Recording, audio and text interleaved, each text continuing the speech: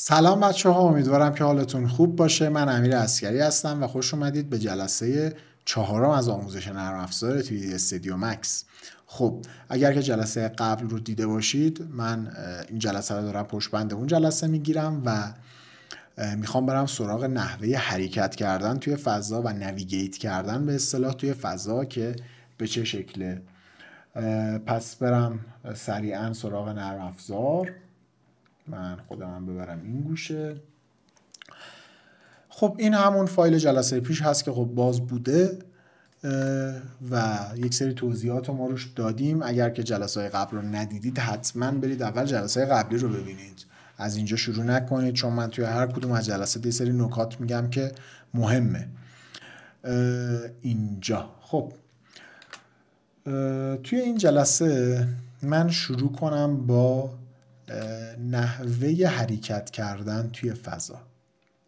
بچه‌ها اولین چیزی که ما توی حرکت کردن توی فضا نیاز داریم چرخیدن دور مدلمونه، یا به اصطلاح اوربیت کردن. توی 3D مکس بهش میگیم اوربیت کردن.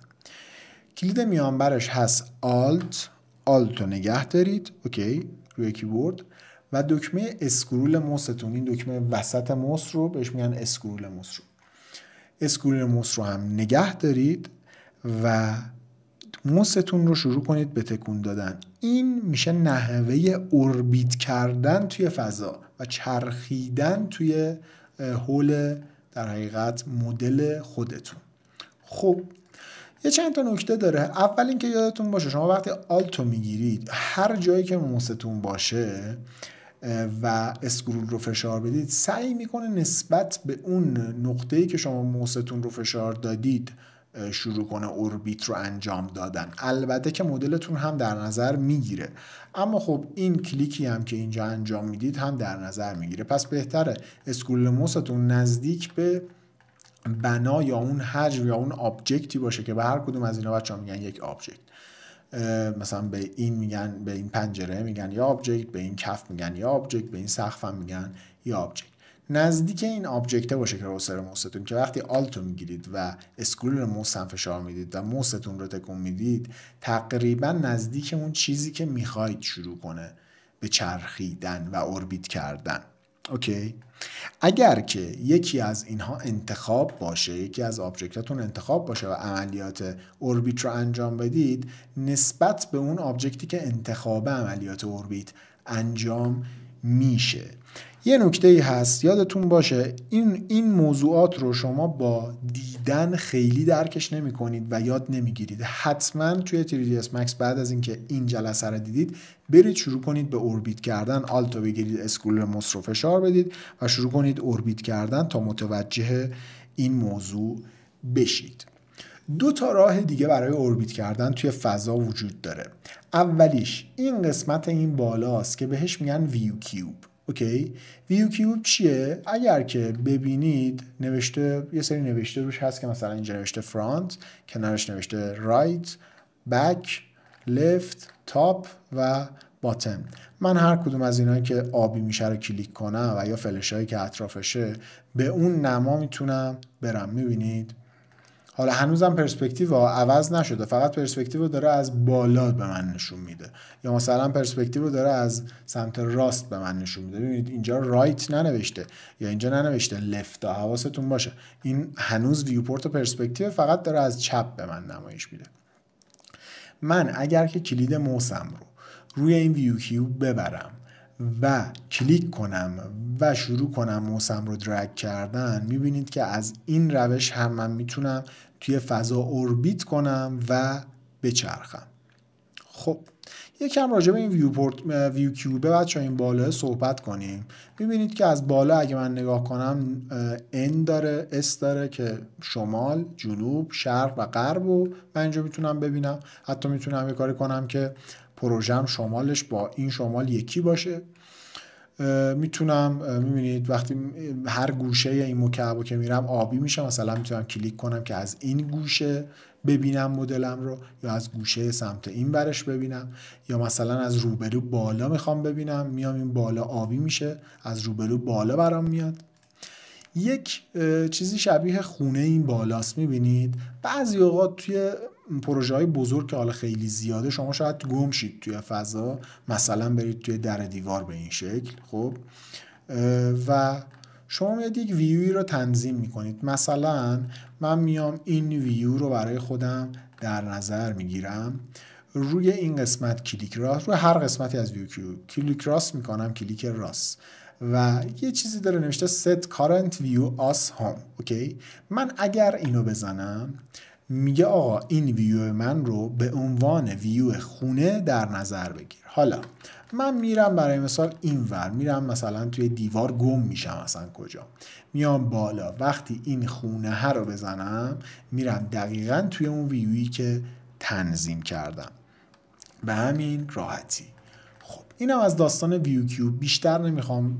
این ویو کیوب رو میشه کاستومایزش کرد، میشه کوچیکش کرد، میشه بزرگش کرد، خیلی کارا میشه باهاش انجام داد. فعلا توی واقعا این جلسات نمیگنجه. شما باید برید خودتون بعد از این جلسات خیلی خیلی اولا تحقیق کنید، بعدش هم با این نرم افزار قسمت‌های مختلفش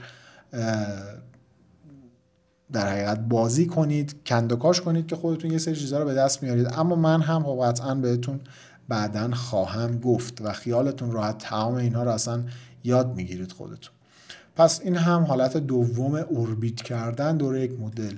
من موسم رو میبرم روی ویو کیوب، دوباره دارم میگم کلیک میکنم روی موس و نگه میدارم و شروع میکنم موسم رو چرخوندن. اوکی، شما توی کار کردن با 3D Max یادتون باشه دست چپتون باید روی کیبورد باشه، روی دکمه های Alt، کنترل، شیفت این سمت، و یه دستتون هم که روی موس باید باشه. پس تا الان دو تا نحوه اوربیت رو یاد گرفتم، Alt اسکرول موس و موس رو درگ میکنم، و یا موسم رو میبرم روی ویو کیوب، فقط کلیک چپ میکنم و نگه میدارم و شروع میکنم به درگ کردن موس رو. سومین حالت چیه؟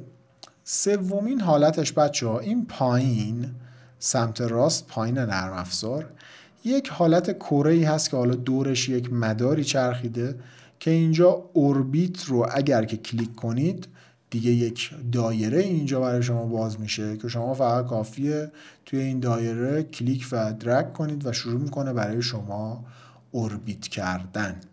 حالا این اوربیت ها متفاوته بچه‌ها، شما میبینید یه فلش اینجا پایینشه، من اگر که کلیک کنم نگه دارم اوربیت های مختلفی وجود داره که شما خودتون اینها رو تست کنید ببینید به چه شکله. مثلا این حالت اوربیت معمولیه، این حالتی که اوربیت معمولیه نسبت به این موسی که شما دارید درگ میکنید میچرخه. این حالتی که داره اوربیت سلکتده، یعنی اگر آبجکتی سلکت باشه، مثلا این سلکت باشه، نسبت به آبجکتی که سلکت شروع میکنه چرخیدن، دقیقاً همون چیزی که بهتون گفتم. اینو خودتون دیگه برید تست کنید، ببینید روی چیزایی که یک فلش داره وقتی نگه دارید حالتهای مختلفش میاد. خب این پس شد نحوه اوربیت کردن. دومین موضوعی که شما برای حرکت کردن توی صحنه بهش نیاز دارید پن کردن بچه‌ها. پن کردن یعنی چی؟ یعنی اینکه شما به بالا، پایین و چپ راست بتونید صحنه‌تون رو هدایت کنید. کلید میانبرش چیه؟ کلید میانبر که نمیتونم بگم دکمه کاربردیش چیه؟ اسکرول موس. اسکرول موس رو اگر به تنهای اسکرول وسط موس رو فشار بدید، کراسر موستون به شکل یک دست در میاد و شما با بالا پایین بردن موستون میتونید صحنه‌تون رو به چپ و راست یا پایین و بالا منتقل کنید. حالا ترکیب این دوتا، برای مثال من میخوام این پنجره اینجا رو ببینم، این پنجره‌ای که اینجا هست، میچرخم، آلتو میگیرم، اسکرول موس رو فشار میدم و بعد با پن اینو میارمش سمت بالا یا پایین که دقیقاً توی مرکز تصویرم قرار بگیره. یا حالت دیگه هم پن کردن داریم بچه ها. دوباره این پایین سمت راست، عکس یک دست اینجا وجود داره، اگر که کلیک کنیم روش نوشته پن ویو، کلیک میکنم دیگه کرسر موسم به یک دست تبدیل میشه. من دستم روی موس نیستا، خودش دیگه به یک دست تبدیل میشه شکلش و من فقط کافیه بالا پایین چپ و راستش کنم و همین راحتی پن میکنه. با کلید اسکر رو اگه بزنم غیر فعال میشه این دستور. روی کیبورد دکمه اسکه، اگر که بدونید این دکمه بالا سمت چپ. خب میبینید که باز اینم یه فلش داره. من اگه فلشش رو بردارم یعنی نگه دارم، 2 تا دستور دیگه اینجا برای من میاره که این دوتا رو هم بهتون توضیح میدم که چیه. خب این از این. ابزار بعدی که خیلی مهمه، خیلی استفاده میشه، ابزار زومه. ابزار زوم بچه‌ها به چه شکله؟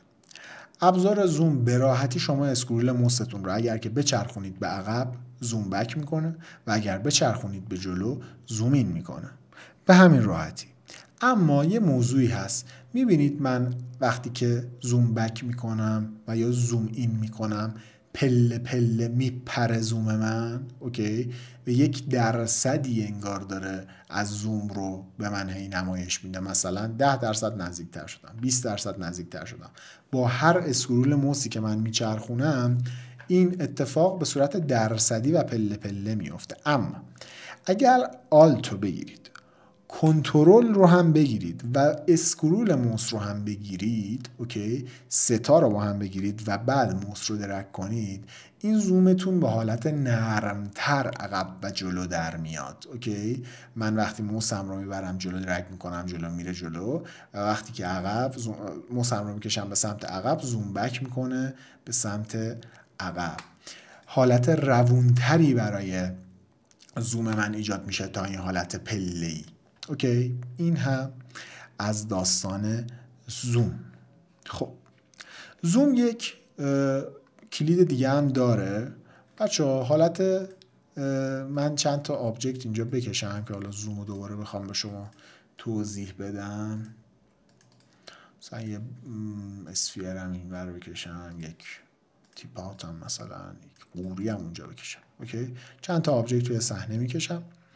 بچه‌ها روی هر کدوم از ویوپورت ها که هستید و فعاله، اگر دکمه Z رو بزنید، اوکی، تمام آبجکت هایی که توی صحنه است رو در نظر میگیره و به اصطلاح زوم اکستند میکنه. زوم اکستند یعنی نسبت به هر آبجکتی که توی صحنه است، صحنه‌تون رو، اون ویوپورت رو زوم میکنه.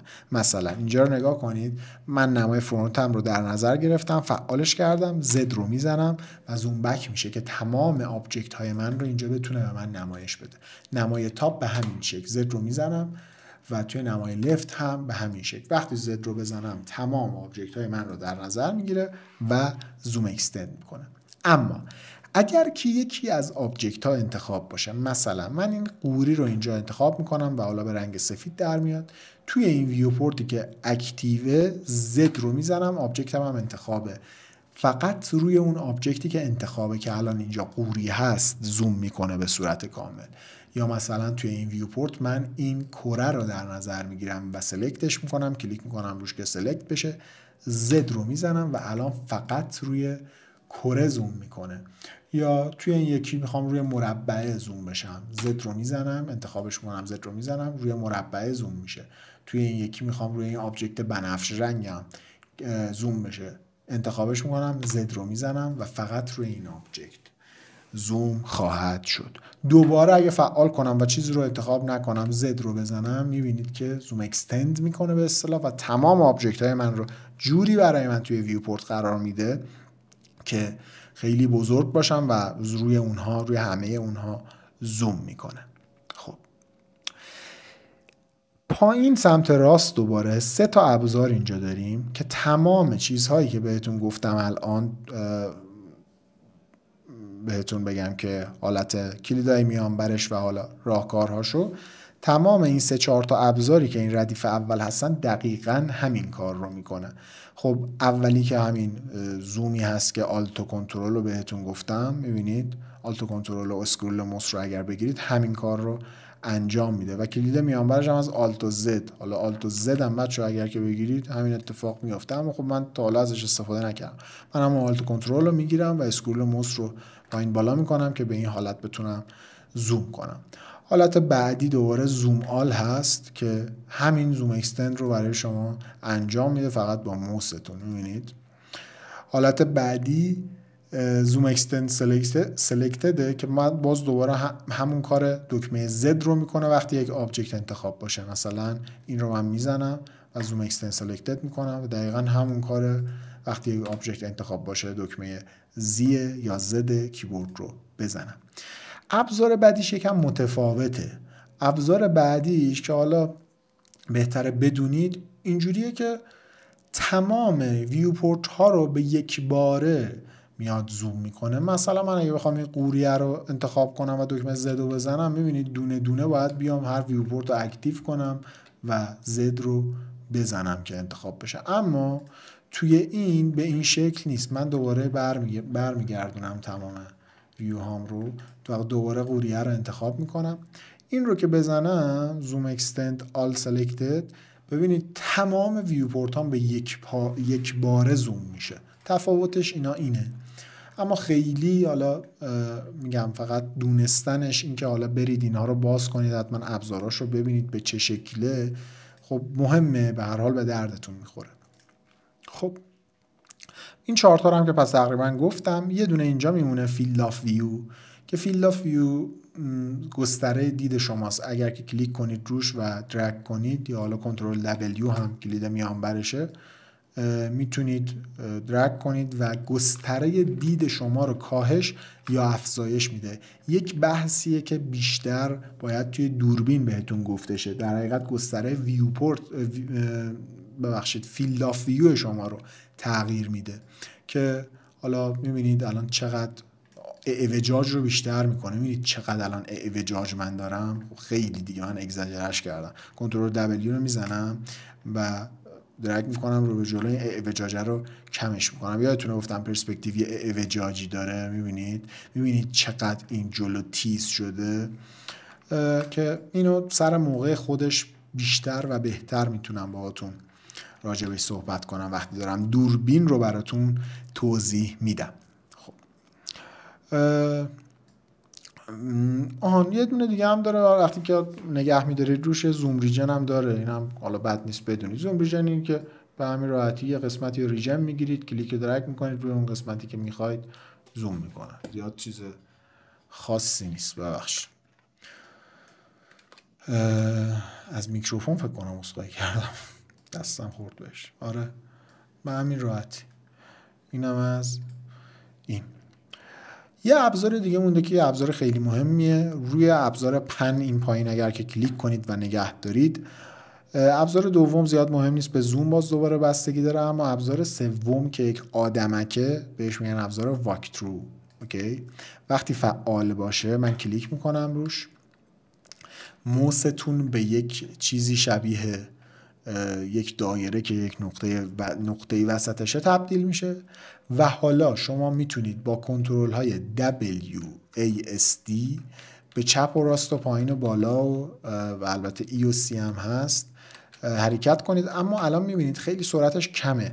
بچه‌ها با کروشه های بسته و باز کیبوردتون، یا به فارسی بگم چه و جه، این دوتا سرعت این رو میتونید کم و زیاد کنید. من الان میخوام سرعتش زیاد شه، کروشه بسته یا همون چه رو میگیرم، میبینید سرعتش داره زیاد میشه. میبینید سرعتش زیاد شد. با ای میره بالا، با سی میاد پایین، با WASD هم الان خیلی سرعتش زیاد شد. من یه مقدار کمش میکنم، میبینید الان کمتر شد با کروشه باز یا همون جه، حرف جه فارسی. و میبینید که من با سی میشینم، یعنی با سی ببخشید میام پایین، با ای میرم بالا، با WASD هم میتونم حرکت کنم توی فضا. اگر که با موس رو گرفتم درگ کنم، میتونم کلم و اینجوری بچرخونم و همزمان راه برم. بچه‌هایی که بازی میکنن، گیمرن و بازی میکنن، قشنگ میتونن این رو درک کنن. 4 تا دکمه دیگه هم هست که باز دوباره همین کار رو میکنه. دکمه های بالا پایین چپ راست نشانگرهای خود کیبورد هم دقیقاً همین کار رو انجام میده. من همزمان دارم درگ میکنم میرم بالا، سرعتمو میخوام مثلا کمی زیاد کنم، چه رو میزنم یا کروشه بسته، سرعتم زیاد میشه. نگه باید بدارید این دکمه ها رو، یادتون باشه دکمه سرعتشو. و دوباره با جه سرعتشو کم میکنم و میام به همین راحتی. خب کلید میانبرم یه جورایی میشه گفت داره. وقتی تو حالت عادی هستید دارید میچرخید، اگر که هر کدوم از اون نشانگرهای کیبورد رو بزنید، دقیقاً موستون به همین شکل در میاد و دوباره میتونید توی فضا شروع کنید به راه رفتن. اسمش از ابزار واکترو خیلی استفاده میشه، استفاده های زیادی میشه، مخصوصا برای کسایی که عکاسی میکنن و عکاسی رو دوست دارن. خیلی از این ابزار برای گرفتن شات های خودشون استفاده میکنن. مثلا راه میرن توی فضا و این یک عکاسی که دوربین دستشه میان یک زاویه‌ای رو ثبت میکنن و از اون زاویه خروجی و یا رندر میگیرن. خب این هم از این. تمام ابزار نویگیت رو بچه‌ها بهتون گفتم، یه بار دیگه مرورش میکنم. خوبه 20 دقیقه شده، هنوز فرصت داریم. روزمره هاش رو، چیزهایی که باید ازشون استفاده کنید رو باهاتون دوباره مرور میکنم. آلت و اسکرول موس باعث اوربیت کردن میشه، پس آلت و اسکرول موس رو میگیرید، درگ میکنید، اوربیت میکنه. اگر که یک آبجکتی انتخاب باشه حول اون، اگر که نه انتخاب نباشه سعی میکنه نقطه‌ای که موستون رو اسکرول میکنید رو در نظر بگیره. با چرخوندن اسکرول به سمت جلو یا عقب میتونید زوم کنید. اگر آلت و کنترل رو بگیرید و اسکرول رو فشار بدید میتونید با جلو عقب کردن موس زوم راحت تر و نرم تری داشته باشید.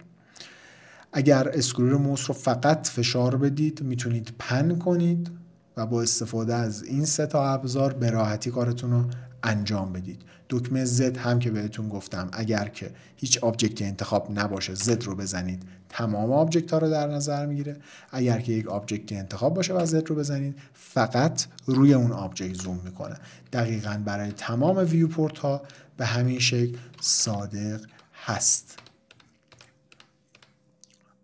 خب واکترو هم که گفتم دیگه، واکترو هم گفتم بهتون. واکترو هم با نشانگرهای کیبورد رو اگر که فشار بدید میتونید به راحتی توی فضا بچرخید. با کروشه باز و بسته یا ج و چه فارسی هم روی کیبورد میتونید اینها رو تغییر بدید. این هم نحوه نویگیت کردن. این ابزارها رو هم توضیح دادم بهتون. یادتون باشه توی قسمت دوربین که حالا میخوایم توضیح بدیم ان شاءالله توی جلوتر بعدن، شاید توی دوره‌های رندرینگ، وقتی که